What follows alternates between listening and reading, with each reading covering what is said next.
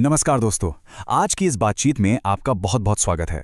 देखिए, एक बच्चे की परवरिश सिर्फ अच्छे मार्क्स लाने या फैक्ट्स रटने तक सीमित नहीं होती। असल मुद्दा है उनके भीतर एक ठहराव, एक ऐसी गहराई और समझदारी पैदा करना जो आगे चलकर जिंदगी के तूफानों में उनका एंकर बन सके। तो आज हम इसी पर गहराई से बात करने वाले हैं कि अपने बच्चों में सिर्फ किताबी ज्ञान नहीं बल्कि एक सच्ची समझदारी और लचीलापन यानी ट्रू रेजिलियंस कैसे डेवलप करें।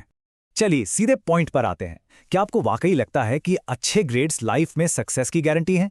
ये एक ऐसी टेंशन है जो आजकल बहुत से पेरेंट्स मेरे साथ अक्सर शेयर करते हैं।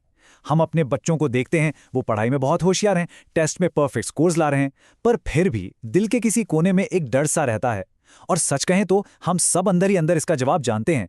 एक बच्चा एकेडमिक्स में चाहे जितना भी आगे क्यों ना हो, रियल वर्ल्ड में वो बुरी तरह स्ट्रगल कर सकता है। बस यही वो कमी है जिस पर आज हम डिटेल में चर्चा करेंगे। देखिए, एक तरफ होते हैं सिर्फ इंटेलिजेंट या होशियार बच्चे और दूसरी तरफ होते हैं वाइज यानी समझदार बच्चे। और इन दोनों के बीच ना एक बहुत बड़ा फर्क होता है। होशियार बच्चे निर्देशों का पालन बहुत अच्छे से करते हैं और ग्रेड्स भी टॉप के लिए आते हैं, लेकिन समझदार बच्चे वो सिर्फ ब्लाइंड ओबीडियंस नहीं करते, वो अपने एक्शंस के पीछे का क्यों समझते हैं और मुश्किलों से खुद रास्ता निकालना जानते हैं। स्कूल्स आपको फैक्ट सिखाने के लिए तो बेहतरीन है, लेकिन असल जिंदगी का सामना करने के लिए जो इमोशनल ताकत चाहिए ना, वो सिर्फ घर पर ही बनती है। इसलिए सिर्फ आज्ञा मनवाना काफी नहीं है, हमें उनके अंदर सच्ची समझदारी जगानी होगी। तो आज की इस चर्चा का रोड मैप कुछ इस तरह होगा। हम इन 10 जरूरी आदतों को कुछ आसान हिस्सों में बांटेंगे। पहला, स्मार्ट वर्सेस वाइज चिल्ड्रन। दूसरा, इनकरेजिंग इंडिपेंडेंट थिंकिंग। तीसरा, बिल्डिंग ट्रू इमोशनल रेजिलियंस। चौथा, लर्निंग फ्रॉम रियल लाइफ। पांचवा, लीडिंग बाय योर एग्जाम्पल। और आखिर में द अल्टीमेट पेरेंटिंग गोल। शुरुआत करते हैं पहले हिस्से से, smart versus wise children, the parenting paradigm. आगे बढ़ते हैं अपने दूसरे हिस्से की तरफ, encouraging independent thinking, cultivating the mind. अपने बच्चों के दिमाग को सही दिशा देने के लिए ये कुछ बेहद जरूरी आदतें हैं। रोजाना क्यों वाले सवालों पर बातचीत करना, उन्हें छोटे छोटे फैसले लेने के लिए एनकरेज करना और उन्हें सोचने के लिए एक शांत माहौल देना। ये जो आखिरी आदत है ना, क्वाइट थिंकिंग टाइम, ये आज के दौर में सबसे ज्यादा जरूरी है। सोचिए, आज के बच्चों की जिंदगी कितनी डिजिटल शोर और लगातार स्क्रीन से भरी हुई है। बच्चों को इस शोर से दूर एक ऐसी शांति चाहिए जहां वो अपने एक्सपीरियंसेस को प्रोसेस कर सकें, ऑप्शंस को वे कर सकें और अपने खुद के विचारों को उभरने का पूरा मौका दे सकें। अब जरा इन कदमों पर गौर कीजिए। एक तरफ वो रिएक्शन है जो हम सभी पेरेंट्स अक्सर दे देते हैं, सीधा एक ऑर्डर देना, जैसे ये मत करो। ये आसान जरूर है और तुरंत असर भी करता है, लेकिन दूसरा कदम वो है जहां आपकी असली परवरिश दिखती है।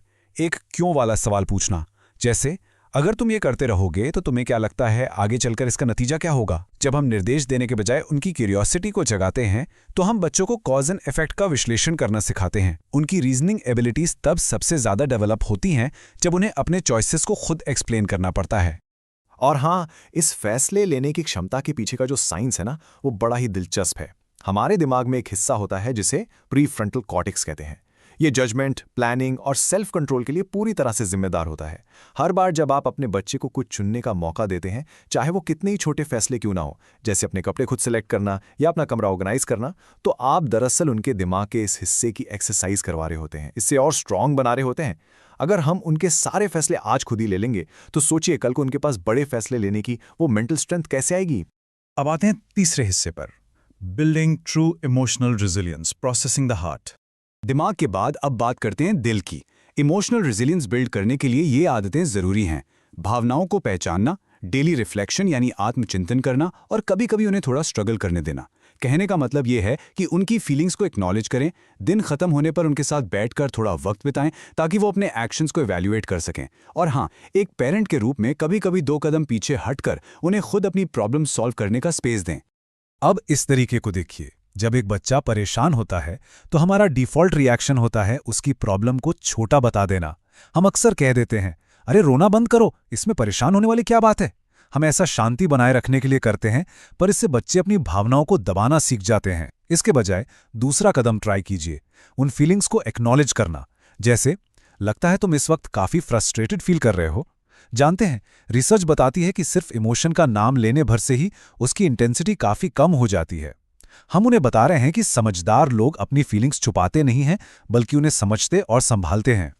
तो यहाँ सबसे जरूरी पॉइंट आता है एक कॉन्सेप्ट जिसे हम मेटाकॉग्निशन कहते हैं। इसका सीधा सा मतलब है अपनी खुद की सोच के बारे में सोचना। यही वजह है कि डेली रिफ्लेक्शन की आदत का होना इतना मायने रखता है। अगर रिफ्लेक्शन नहीं होगा तो बच्चे की लाइफ में बस चीजें होती रहेंगी और गुजर जाएंगी, पर अगर वो थोड़ा ठहर कर सोचेगा तो वो एक्सपीरियंस एक लेसन बन जाएगा। शाम को उनसे पूछना शुरू कीजिए, आज के दिन का सबसे बेस्ट पार्ट क्या था, या क्या कल तुम कोई ऐसी चीज है जो अलग ढंग से करना चाहोगे। या आसान से सवाल उन्हें अपनी गलतियों से सच में सीखना सिखाते हैं। एक बड़ा ही इंटरेस्टिंग साइकोलॉजिकल प्रोसेस होता है जिसे डिजायरेबल डिफिकल्टी कहते हैं। अब ये कॉन्सेप्ट ना हमारी उस नेचुरल पेरेंट वाली फितरत के बिल्कुल उलट है, जहां हम अपने बच्चे को हर छोटी परेशानी से बचाना चाहते हैं। पर सुनिए, जब एक बच्चा किसी ऐसी चुनौती का सामना करता है जिसे वो थोड़ी कोशिश से खुद हल कर सकता है, तो उसका दिमाग उस सॉल्यूशन को खोजने के लिए और भी ज्यादा मेहनत करता है। अगर हम उनके दोस्तों के झगड़े में या मैथ के होमवर्क में उनके थोड़ा सा फंसने पे ही तुरंत उन्हें रेस्क्यू करने पहुंच जाएंगे, तो हम अनजाने में उनके दिमाग का विकास और उनका लचीलापन यानी रेजिलियंस उनसे छीन रहे होते हैं। संघर्ष का मतलब तकलीफ नहीं है, इसका मतलब है प्रगति की दिशा में आगे बढ़ना। एक पेरेंट होने के नाते मैं समझ सकता हूं कि अपने बच्चे को स्ट्रगल करते देखना बिल्कुल अच्छा नहीं लगता, थोड़ी तकलीफ होती है। लेकिन हमें इतना समझदार तो होना ही पड़ेगा कि हम थोड़ा पीछे हटें, उन्हें इमोशनली पूरा सपोर्ट दें, पर उन्हें उनके हिस्से की गलतियां करने दें, क्योंकि वही वो जगह है दोस्तों जहां उनका सच्चा और कभी ना टूटने वाला रेजिलियंस शेप लेता है। चलिए अब बढ़ते हैं चौथे हिस्से पर, learning from real life, engaging the world. बच्चों को इस बाहरी दुनिया के काबिल बनाने के लिए इन आदतों पर फोकस करना बहुत जरूरी है। कहानियों के जरिए उन्हें सिखाना, नेचुरल कॉन्सिक्वेंसेस यानी स्वाभाविक नतीजों से उन्हें खुद सीखने देना, और उन्हें अर्थपूर्ण मीनिंगफुल जिम्मेदारियां देना। सोचिए, जब आप अपनी लाइफ के किसी मॉरल डायलेमा या स्ट्रगल की कहानी अपने बच्चे के साथ शेयर करते हैं, तो एक ऐसा डीप इमोशनल कनेक्शन बनता है जो रूल्स या डांट दपट से कभी नहीं बन सकता। और उन्हें घर के कामों में छोटी छोटी रिस्पॉन्सिबिलिटीज देना उनके अंदर एक पर्पस, एक टीम वर्क और अकाउंटेबिलिटी की फीलिंग जगाता है। यहाँ सज़ा और कॉन्सिक्वेंसेस के बीच का फ़र्क समझना बहुत ज़रूरी है। पनिशमेंट्स या सज़ा से अक्सर बच्चों में सिर्फ एक रिजेंटमेंट, एक नाराज़गी पैदा होती है। बच्चे का ध्यान लेसन सीखने से हटकर आप पर और आपके गुस्से पर चला जाता है। लेकिन नेचुरल कॉन्सिक्वेंसेस ये सीधे रियल वर्ल्ड फीडबैक के जरिए उन्हें आईना दिखाते हैं। मिसाल के तौर पर, अगर आपका बच्चा रात को अपना होमवर्क करने के बजाय वक्त बर्बाद कर रहा है, तो उस वक्त उन्हें लंबा चौड़ा भाषण मत दीजिए। अगली सुबह की भाग भाग और उस स्ट्रेस को उन्हें खुद महसूस करने दीजिए। देखिए, लाइफ खुद जिम्मेदारी सिखाने वाली सबसे बेहतरीन टीचर होती है। अब हम आते हैं पांचवें हिस्से पर, जो कि सबसे क्रूशल है, leading by your example, the mirror. और ये एक बहुत ही शानदार तरीके से इलस्ट्रेट करता है कि एज अ पेरेंट हमारा खुद का बिहेवियर इतना मैटर क्यों करता है। इसके पीछे का साइंस है मिरर न्यूरॉन्स। ये हमारे ब्रेन के वो सेल्स हैं जिनसे बच्चे चुपचाप वो सब एब्जॉर्ब कर लेते हैं जो उनके आसपास चल रहा होता है, और अनजाने में वही नकल करने लगते हैं। अगर आप चाहते हैं कि आपका बच्चा किसी बहस के दौरान शांति और पेशेंस से बात करे, तो पहले उन्हें आपको वैसा करते हुए देखना होगा। अगर हम खुद गुस्से में बिना सोचे समझे रिएक्ट करेंगे, तो बिना कुछ कहे वो भी वही सीख लेंगे। सच तो ये है कि एक पेरेंट का सेल्फ रेगुलेशन ही बच्चों को सिखाने का सबसे असरदार तरीका है। बच्चे वो नहीं बनते जो माता पिता कहते हैं, वो वही बनते हैं जो माता पिता लगातार करते हैं। एक बड़े भाई के नाते मैं आपसे यही कहूंगा, ये स्टेटमेंट अपने आप में एक बहुत भारी सच्चाई जरूर है, पर ये आपको ताकत भी देती है। आपका हर रोज का धैर्य, आपका इमोशनल बैलेंस और आपके समझदारी भरे छोटे छोटे फैसले, ये सब आपके बच्चों के लिए विजडम की जीती जागती मिसालें हैं। वो लगातार आपको ऑब्जर्व कर रहे हैं और आपसे ही सीख रहे हैं कि ठहराव वाला और अच्छा इंसान कैसे बना जाता है।